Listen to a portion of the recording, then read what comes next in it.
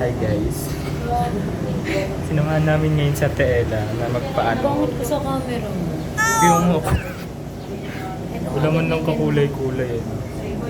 What? Yan guys. Mamaya guys.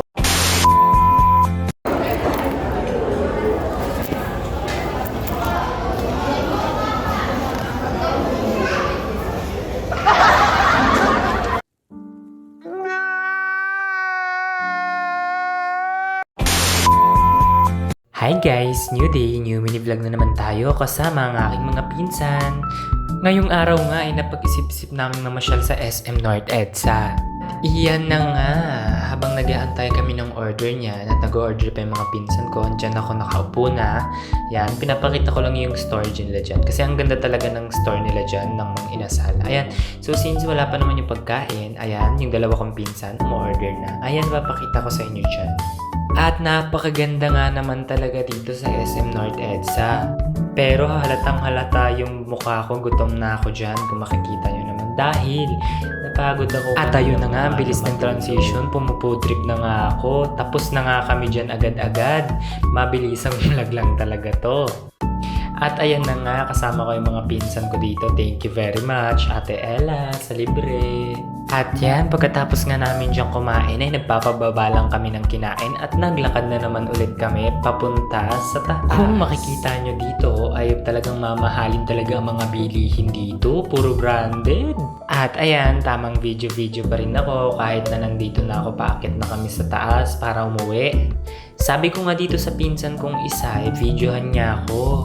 Pero mamaya sa susunod na clip siya naman na ang mag-video sa akin dyan. Huwag kayong mag-alala.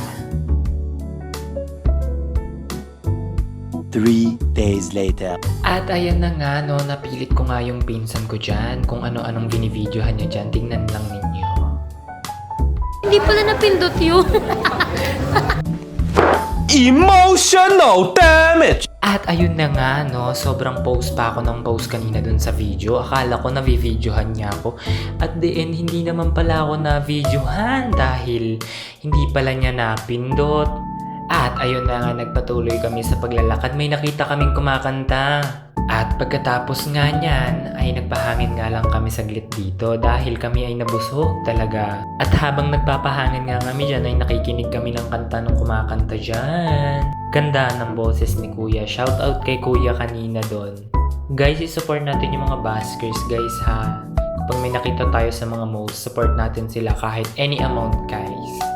At ayun na nga, no, papasok na nga kami sa SM North EDSA para lumabas ulit. At ayun na nga, walang katapusang akyat baba sa escalator.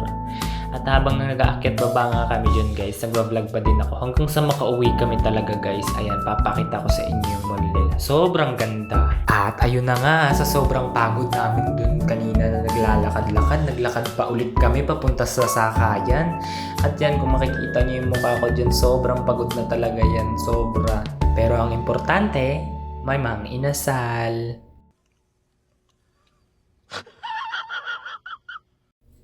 At ayun na nga guys, no, nagpapakabaliw na ako dyan kanina dahil wala na akong kausap dyan.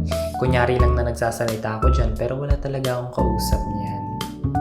At ayun na nga, tuloy-tuloy pa rin kami sa paglalakad. Diyos ko po, grabe. At ito na nga, pasakay na kami. Grabing haba ng pila dito.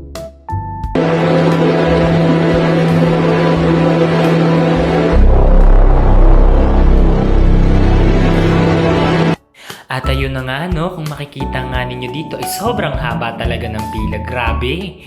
Pagod na nga kami kakalakwat siya. Napagod pa kami mag-antay. Sobrang haba ng pila. Tapos nasa dulo pa kami.